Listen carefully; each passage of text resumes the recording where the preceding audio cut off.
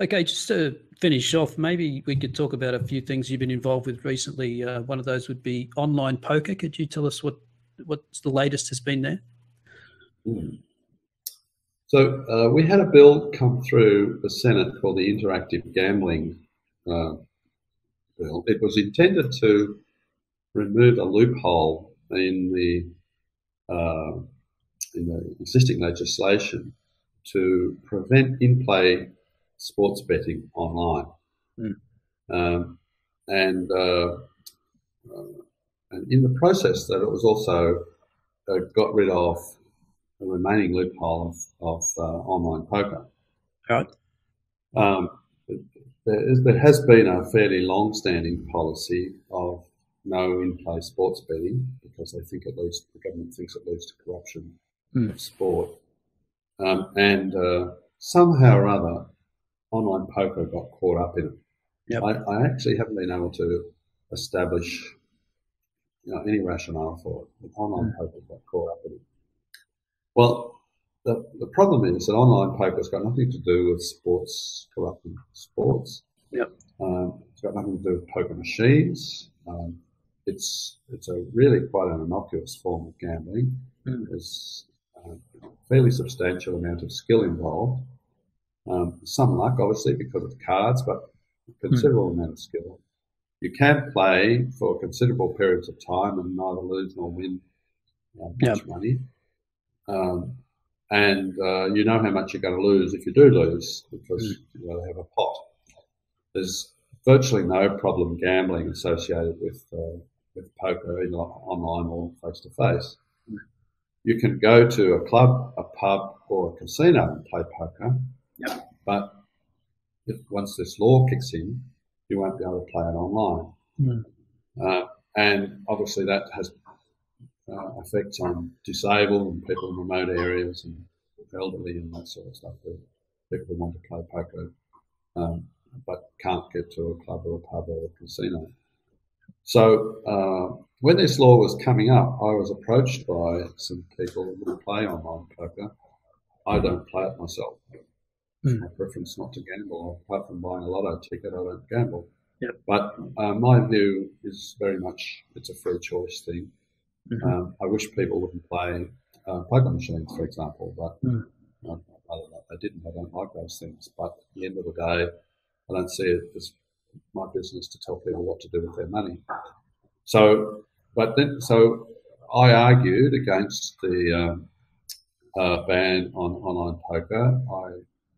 When it went through, I protested. The government was totally deaf ear, Mm-hmm. wouldn't pay any attention to me. So I organised for one of the Senate standing committees to hold an inquiry into online poker, and we had a number of witnesses come forward. The Salvation Army gave evidence that they never saw any problem gamblers associated with poker or Yep. any kind of poker. Well, they could nominate all the other types of gambling that had led to the people that they have to help, but not poker. And the poker players themselves said, we will continue to play poker, but we'd rather that we played in an Australian licensed regulated site. Yep. Where if it went broke, we've got some recourse. If they disappear with our money, we can complain to Consumer Affairs. We trust them, that sort of thing. Mm. We will play it offshore. If worse comes to worse, we'll use a VPN. Mm-hmm. But we'll continue to play. But we think this ban on domestic providers is ludicrous. Yep. So I did a bit of lobbying amongst my fellow senators, and I got a fair amount of sympathy for that. But so then I went back to the minister and pressed the minister and said, "You've still got this wrong." And again, I got a deaf ear. Mm. So, but that same minister was trying to get the broadcasting bill through the Senate, and it was a very close vote.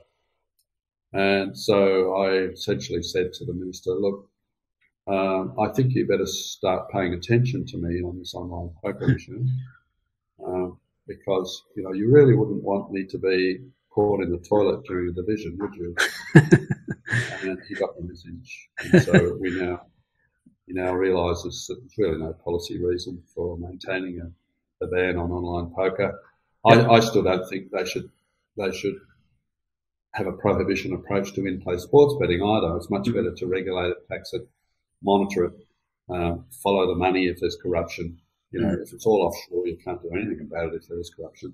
I still think that's a mistake too, but at least on online poker, it's just a stupid approach to prohibit it.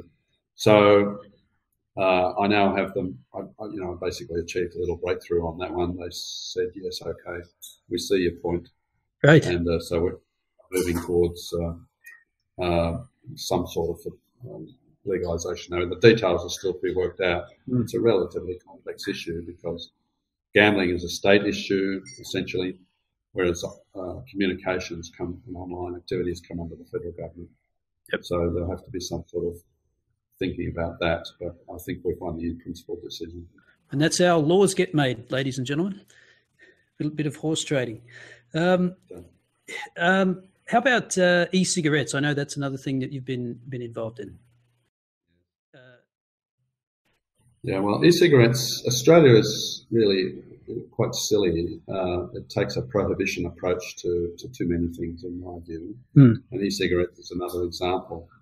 The rest of the world is legalising or already has legalised e-cigarettes as a quitting aid. E-cigarettes are little electronic vaporisers, and you get these little ampoules of nicotine, and so you are inhaling vaporised nicotine. That's essentially what they do.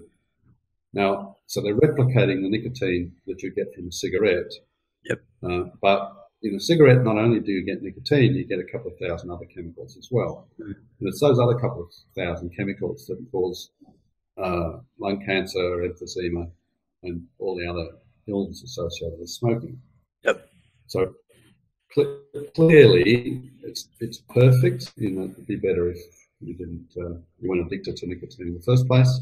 But you're far better off being addicted to just nicotine, only having that. It's not really very dangerous either. And instead of having 2,000 chemicals in your lungs. So nicotine patches and gums have helped some people, but the truth is smoking rates are not declining in Australia. This is despite the fact that we have and we have the highest tobacco prices in the world. Our taxes on tobaccos are astronomical and keep going up. And we have a thriving black market in cigarettes. So despite evidence from overseas, we are currently not allowed to sell e-cigarettes in Australia. You can import them off the internet and for personal use, but you can't buy them from a shop in Australia. New Zealand has just recently decided to legalise them. The UK legalised them last year. Public Health England declared that they were 95% safer than smoking tobacco. So, the logic for allowing e-cigarettes is inescapable. In fact, it's more than just logic. It's almost certain that people will die from smoking-related diseases who could have given up smoking if they had had an e-cigarette option available and switched to that rather than continue with tobacco. In the countries which allow e-cigarettes, smoking is continuing to fall. UK in the United States, for example, whereas smoking is not declining in Australia. It's stopped at 14%. In Sweden, smoking is just 5%. Now, the reason for that is because they have another nicotine alternative called snus, which is a powdered tobacco that you wet and stick it under your lip, and it absorbs. You absorb the nicotine through your gum. Now, it's not innocent, but it's a lot safer than smoking, and obviously it provides an alternative to people who want nicotine, who are addicted to nicotine, because smoking is so low, 5%. And again, I make the point that smoking is not declining in Australia, and it's at 14%. So here we are prohibiting something which clearly has an effect. That's right. It's safer than cigarettes. It's a way of quitting smoking. Whether people move to e-cigarettes and then never move off that's a possibility. Some do that. They stay on e-cigarettes indefinitely, but they're far better off than staying on cigarettes indefinitely. Yep. So our government our health department, they are seriously a bunch of health Nazis. Our federal health department, they're shocking. They really are shocking. They just have this blockheaded attitude to issues like this, and they won't shift. So once again, the government, I've been agitating for a while. I introduced a bill to legalise e-cigarettes, a private senator's bill. The committee that looked at it, I organised for it to be looked at by a committee. The committee that looked at it was, they were unpersuaded, but for various reasons. So the government needed my vote on another matter. Yep. And I again said, well, you're going to have to do something on e-cigarettes, otherwise you're not going to get my vote. And they said, oh, but the health department's dead against it. And I said, well, maybe they could be induced to change their mind if we had an inquiry by somebody who wasn't such a pig-headed twit as the pig-headed twits they have previously asked to look at this issue. And so we're going to have an inquiry, an independent scientific inquiry by somebody who isn't a pig-headed twit, with terms of reference which are rational, and with the expectation that common sense will prevail. And common sense in Canada is not as common as you'd like it to be, but the idea is that common sense might prevail in this instance, that smokers in Australia or people in Australia are really no different from people in other countries. Yeah, we can't pretend that we're different in this country. Sure. If we want people to stop smoking, and that would be a good thing, then we have to take account of the fact that e-cigarettes are helping in other countries, and we don't have e-cigarettes. Yep. All right. Well, you've been extremely generous with your time. Maybe just on the way out, if you could give a plug for your upcoming book, and I know you're having a book launch soon. I just received an email about it. Yes, my book is called Freedom Salesman. It's a collection of my articles and speeches, the ones that I think are worth publishing anyway, over the 3 years in which I've been a senator. So it's relatively digestible. There's nothing more, one or two exceptions. All of it's about 700 or 800 words maximum, and sometimes they're less than that. So they're reasonably readable in bite-sized bits with a good table of contents. So if you're interested in one topic, you can go to that and not read it all.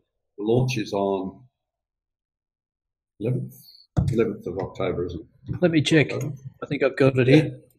11th of October in Sydney, but I'm also going to have a launch in Melbourne, and we don't yet have a date, but we will have something in Brisbane as well. Okay. I will be signing copies of the book at those launches, and if people can't make it to a launch, we are taking orders for the book on our website, ldp.org.au.